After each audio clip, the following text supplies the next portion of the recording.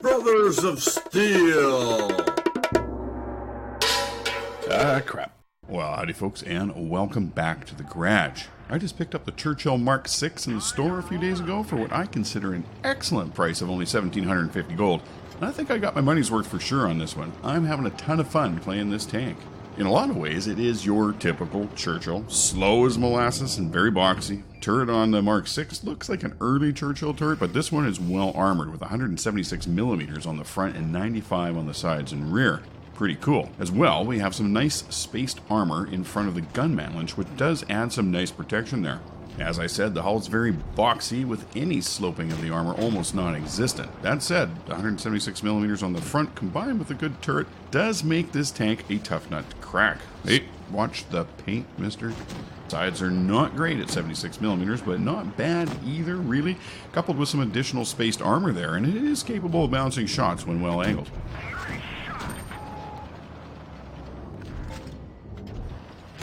Oh, bounce from across the way. Let's see what we got here. We have pretty good accuracy in this gun. Yeah. Bounced another one. Good angling. Mk armor wasn't always this good, though, having just got some love for wargaming in our most recent update, 6.5.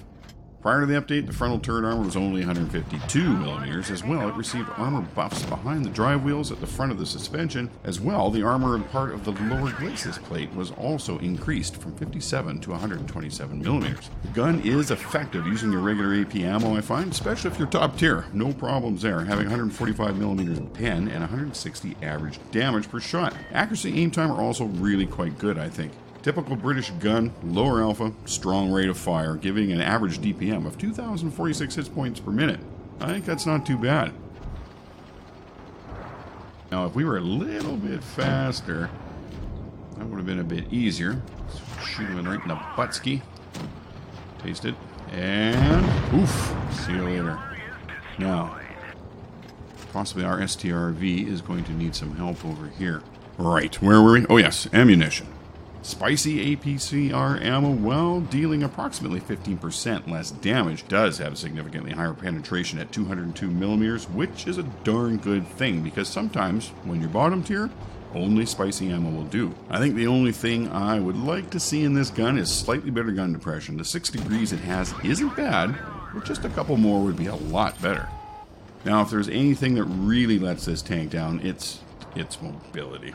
The struggle's real here, folks. 20 km per hour top speed is pretty painful at times, especially if the battle is turning out to be fairly fluid. You're going to find it hard to keep up and get any shots off the enemy at all. Climbing hills is a negative experience. I always run with the engine power boost consumable to reduce that pain.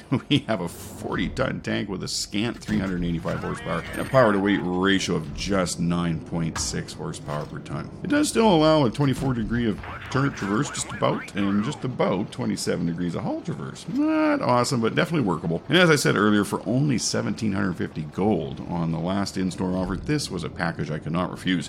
And wow, nice accurate gun. I like this gun. It does a good job. Okay. Oh, and we hurt somebody too. We did that. Goodbye. Adios. Okay. There's now 2 tanks to 1. What is this guy going to do? I didn't want to just dash out, just in case his compadre was waiting across the way to plug me. So don't really see it. This guy's trying to run, and we bounced another shot from him. Looked like it ended up in that newly improved armor by the front suspension up there. And oh, there's the, yep, bounced his shot too. I like those tracer effects. Those are pretty good. Doo-doo. So far we've done 1,644 points of damage, and we have blocked 935. Again, we are top tier. Woo! That was a good bounce for him. Hit the side of that turret, I think. Ooh, bounced another one from the 34, and he lost his head. Gun reloads fairly quickly. And if you hit that, and your reload booster there, that goes even quicker. Now, I think we need to at least take one of their caps. We're only slightly behind on cap points. If I can take this, well, then it won't be too bad. This guy, really. If it was me, I would just run like heck. He's just making this a little too easy at that point. Like yeah, he doesn't really have a long way to run, though. I've got him pretty covered, his escape route, so... Okay, we've got the cap, so at least they go up by the same amount now. And I'm going to bait this guy here and just take a shot, because I know how quickly I can reload. He's coming to get the shot, and poof, he lost his head as well.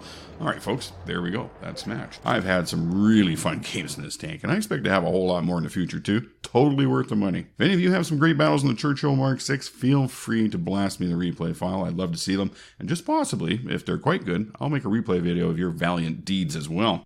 Thanks for stopping by and watching, folks. I'll catch you next time.